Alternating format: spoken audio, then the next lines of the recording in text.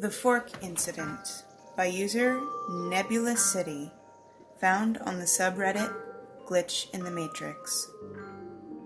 This weird story happened to me about a year or so ago. My family and I went to a Chinese buffet restaurant to celebrate my brother's birthday. Halfway through the dinner, I needed to take a piss. So I leave for the washroom and began pissing in one of the only 2 urinals in the washroom. Another gentleman comes in and starts pissing at the urinal beside me. At the end of my whiz, I'm doing up my belt, as most of us do. However, I notice that my shirt is all scrunched up in the back. So I reach behind and try to fix my shirt. And all I can feel is a hard object rolled up like utensils and a napkin at the bottom of my shirt. So I unroll my shirt where the object is, and I grab it. And then I held it up as I'm standing at the urinal. The object was a fork. The guy next to me was just looking at me in a peculiar way, trying to comprehend why I had just pulled a fork from the bottom of my shirt. So I went back to the table where my family was with the fork in my hand. My dad asked me why I came back from the washroom with a fork, and I told him I have no idea. I explained what had just happened to me. My family laughed and thought it was just as strange as I did. So I then decided to analyze the fork in the restaurant to see if perhaps this was the same design as the one I had found scrunched up in my shirt.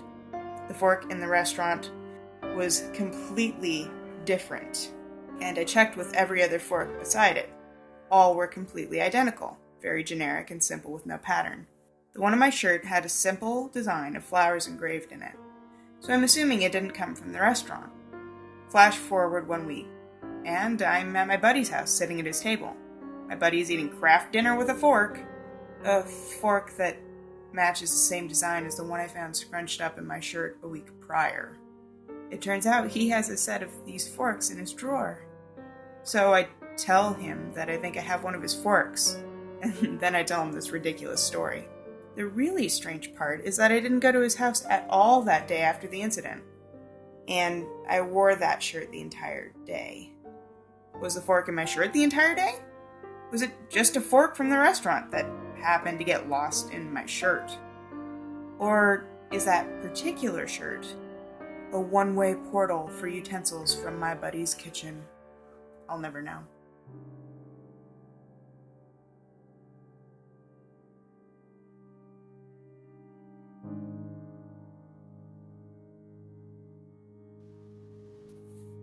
Have you ever been the glitched person instead of the witness? By user scylladex, found on the subreddit Glitch in the Matrix. Today I was telling a friend about my parents being upset with me because they saw me take my dad's leftovers. I didn't actually do this, and they're still in the fridge. It made me realize that this happens to me a lot, and my friends suggested I come here to see if it's ever happened to anyone else. From their point of view, I'm sure it seemed like most glitch-type stories. They saw me do something or go somewhere, but it turns out that I didn't. I'm not sure how common it is to be part of the glitch itself. Some more interesting examples.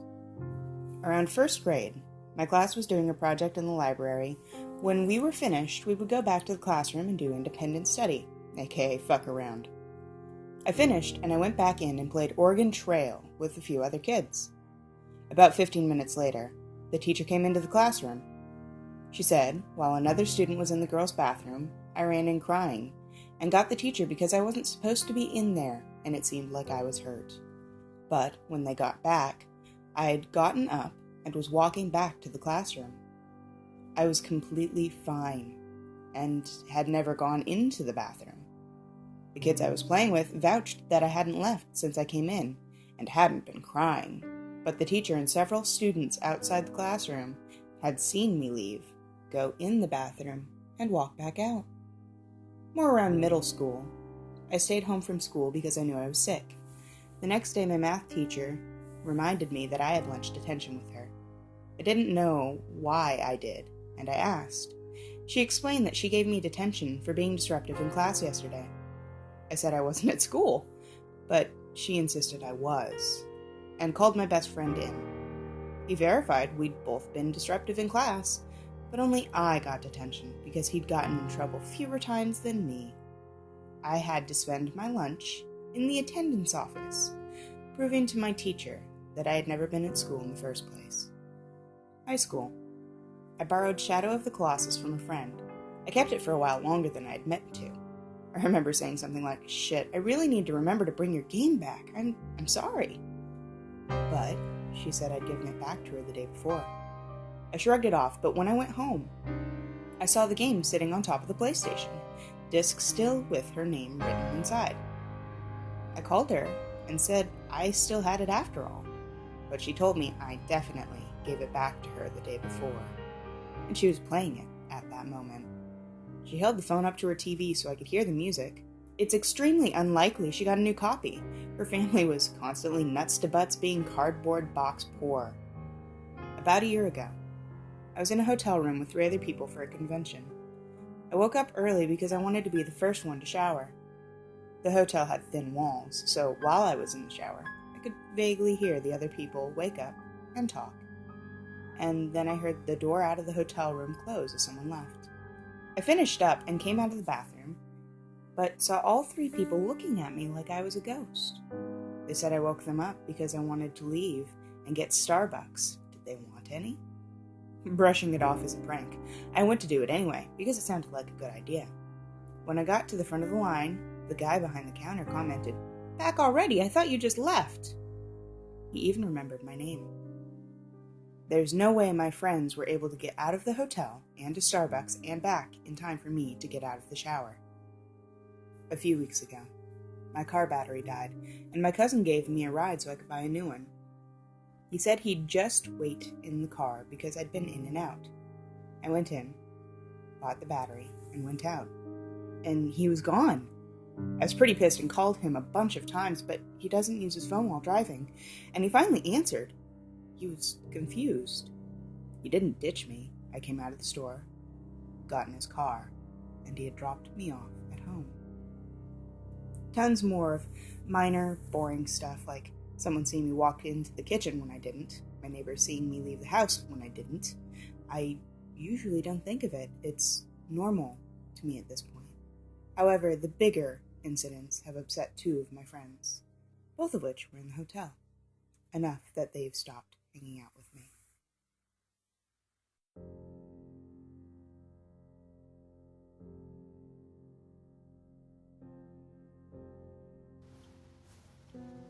Expanding room glitch.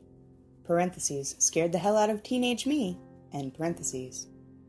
By user lolly lolly lolly. Found on the subreddit Glitch in the Matrix. I've never written this down before, though several people know the story. I guess I never found the right forum? And I'm still not sure this is the right one. Was it a glitch? A haunting? Or just an unexplainable occurrence? In any case, here it goes. It was 1990, before cell phones, email, internet, all the stuff we're used to now. I was just out of high school and was taking some time off before starting college. I got a crappy job and a cheap sublet for 6 months and struck it out on my own. A good friend of mine, we'll refer to him as Andy, lived in the same town, and we would hang out a lot. Of course, we were both dirt poor, or at least didn't have a lot of disposable income, so neither of us were able to pay for cable. The over-the-air reception at Andy's place was slightly better than it was at mine, so we would spend more time there than at my place. It was in the fall, though. I can't remember if it was October or November. In any case, it was cool outside, though not cold or stormy. Andy had stopped at my place on his way home from his job, and we decided to pick up some fast food and go over to his place and watch TV and play cards. Like most teenage single men without girlfriends or connections for beer might do. We dropped Andy's car at his apartment and went out for dinner. On the way back, the sky went, well, pink? I've never seen this particular shade before or since.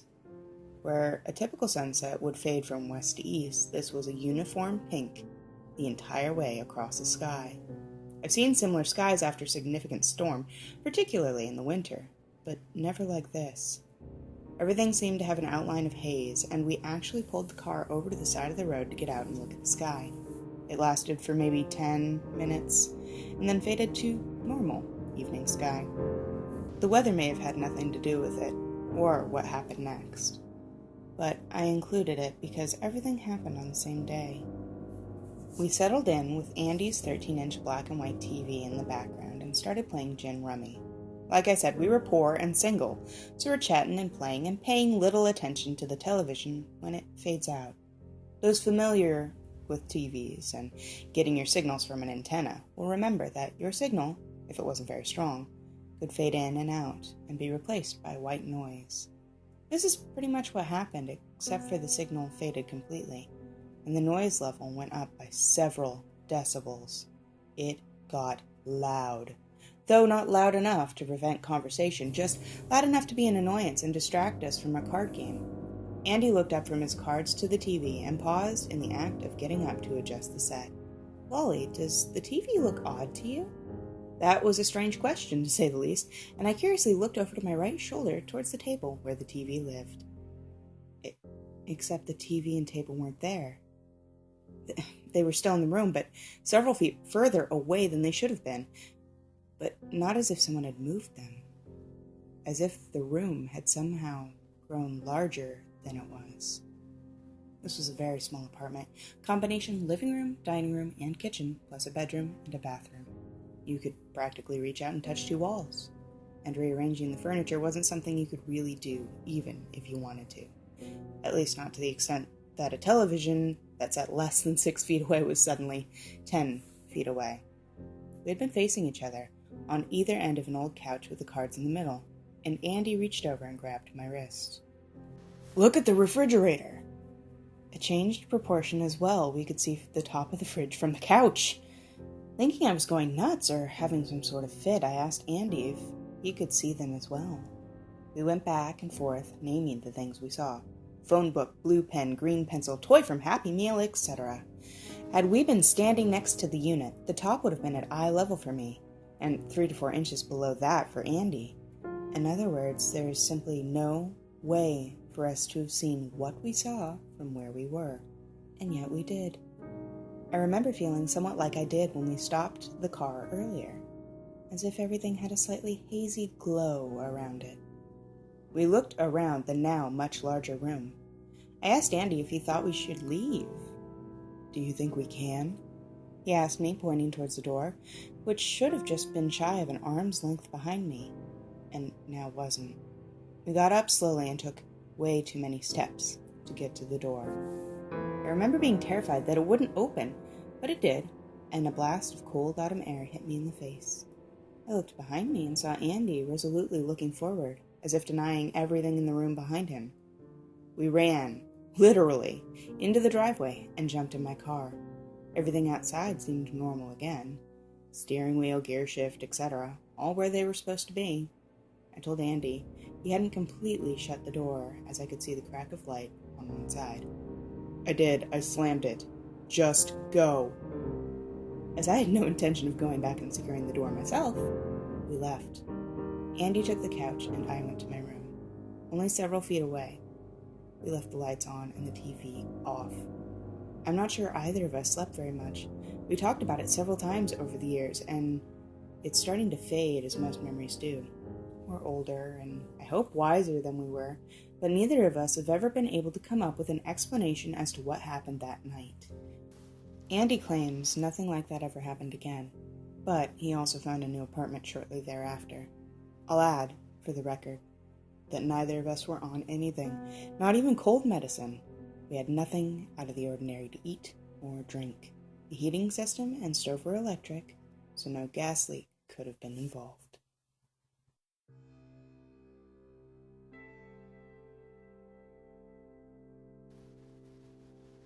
Hello everyone, Lex here.